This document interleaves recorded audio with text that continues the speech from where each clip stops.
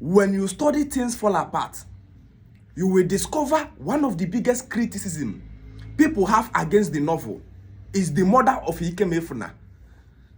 Oh yes, Things Fall Apart is a book that holds great heritage of Igbo culture. But one of the biggest criticism against that culture is the murder of Ikemefuna.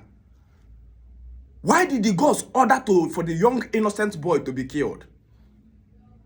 This morning, I'm going to explain to you in contextual analysis how you will understand it perfectly. Assuming Ihedi is from Nkano, Ogboka precise, and all of a sudden, Nkano and Hausa people began to fight a war.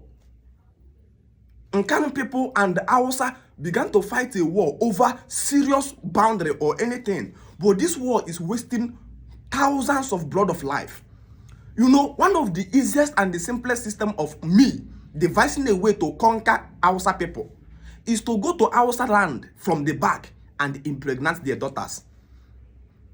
If I succeed in going to Hausa land to make 4 girls there pregnant or 5 girls pregnant, the implication there is, if those young ladies give birth to boys and the boys begin to grow, in the course of time, what the Hausas have failed to understand was that an enemy has been born in their midst.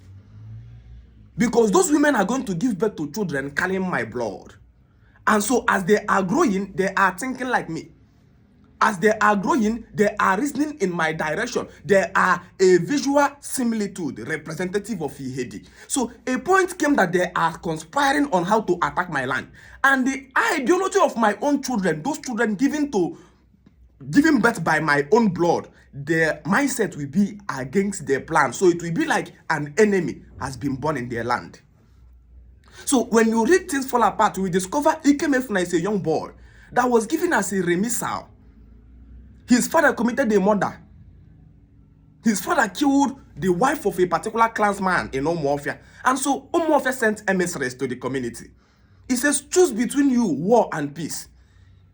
And so because the community are afraid to fight Umuofia, what did they do? They picked a young virgin girl and they came to give us a remissa. Now, number one, primarily, a girl doesn't belong to anywhere.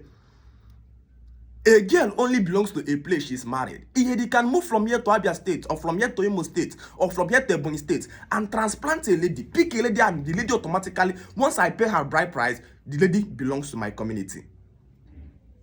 A lady have no permanent place where she come from. She only align where she gives birth. So when they bring that lady, they give that lady to the man whose wife was killed. And the gods have no issue with the lady because the lady has automatically become a member of Umuofia. But as for this young boy, Ikemefuna, that was given to Okonkwo, the primary purpose here is that a boy will always ask, where am I coming from? A boy can never be transplanted. A boy will grow at a point he asks, what happened to my father? I am not from this community. A time will come that the young boy begin to think about his indigeneity. I need to go back from where I'm coming from. What did you people do against my father? And so the living of Ikemefuna in the community is the living of insecurity in their land. A time will come that Ikemefuna will come in the village square to dance Igede. And people will tell him, young man, you are not from this community. And a stranger doesn't dance our indigenous Igede. Ikemefuna will feel isolated and begin to plan revenge against the community. Ikemefuna will come to a point that Ikemefuna will just know that at this point, a man have to be asked, where are you coming from? What is your inheritance on? Umuofia may choose to carry a war tomorrow against the community where Ikemefuna is coming from. And Ikemefuna cannot stand and pick a cutlass and begin to fight his own people. So the gods decoded Ikemefuna a threat. It says, his father killed a member of our clansman. And the law of our life is, we kill before, if you kill somebody, we kill you. Since we didn't get the father, let's kill the son. Because allowing the son to grow in our midst is allowing pure insecurity and pure. One day, a member of Home Affairs is going to stand up and tell Ikemefuna that you are not coming from this place.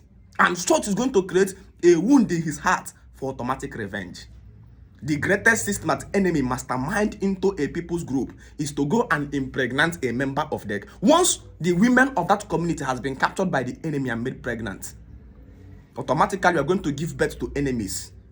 Among your enemies is going to give birth to you, and so your sons will easily fight against them. Why am I saying this? The Fulani herdsman has begun to utilize this same important opportunity. When you hear the women of Ihamufo crying that Fulani herdsmen are raping them, it's not because the Fulani herdsmen are starved of sex. No, sir. The ideology was in the Bible that the sons of God came in unto the daughters of men. So what they are doing is trying to reproduce themselves among their enemies. So when your women give birth to Fulani herdsmen, the implication is that when you are planning revenge, when you are planning defense, when you are planning to pursue them away, you discover your own sister or your wife is carrying your enemy in your house. This was the same person Jesus Christ was in the Bible. It says Jesus Christ was giving birth, it's just a conspired story about a young boy that was given birth to by the Roman emperor, because the Romans are fighting the Jews. The Romans wanted to conquer the Jews in the fiction story. And so what did they do? They picked up this young girl and impregnated the young girl. And they sent angels. The angels are the working officials of the government of the day, of the Romans. And so when Joseph discovered, Joseph became afraid and want to run. They says, young man, don't even think about running. That child is carrying is given birth to us by the government of the day. If you run and leave that woman, we will kill you. Again, they met another woman and impregnated the woman. That is the mother of John. And they even came and told the young boy, he says, this name shall be called John. The father says it's a lie. If I'm the person who impregnated you, we cannot call a child John here. In the lineage we are coming from, nobody ever answers this name. It doesn't run in our blood. But you know, because a woman is the only person who knows who made her pregnant, the mother of John says, his name shall be called John. I know who made me pregnant. At that point, the angel became offended. They says, my man, we are the government of the day. Because you have challenged our authority, you will not speak again until this boy is given birth to. Even when they give birth to the young boy, the community man came and says, what is his name? The woman says, it's John. I know who made me pregnant. The community man says, no, John cannot exist here. We don't answer John. It's not a name in our archive. And the boy says, I've been suppressed. The father says, bring it. Just call him John. I'm not the father. So when the Jews decoded these two criminals who were giving birth to them by the enemies, they says, come, let us kill him so that he doesn't destroy the laws of our land. And the Roman emperor will come and conquer us. A very big fight is facing us today in Igbo land. The Fulanis fertilizing the egg of African women. What you first to understand that once your enemy gives birth to enemies in your land, you are finished and conquered. Time again for Igbos to rise up and fight. When a battle comes into your compound, it's either you choose to fight or you die peacefully. But the good thing is that if you choose to fight, there are chances of you to survive and chances of you to die. But it's better to die fighting for posterity than to run away from the face of death and die in a shameful way by being killed like a fowl. You know, the beauty of life is that as we grow, we begin to see the expansion of the real purpose why life is given birth to. And the day a man begins to live is the day the man shun the fear of death. As long as a man fears to die, that man is dead already. A walking corpse he is. I choose to walk alone than to walk with a cook man. Join my WhatsApp school have closed.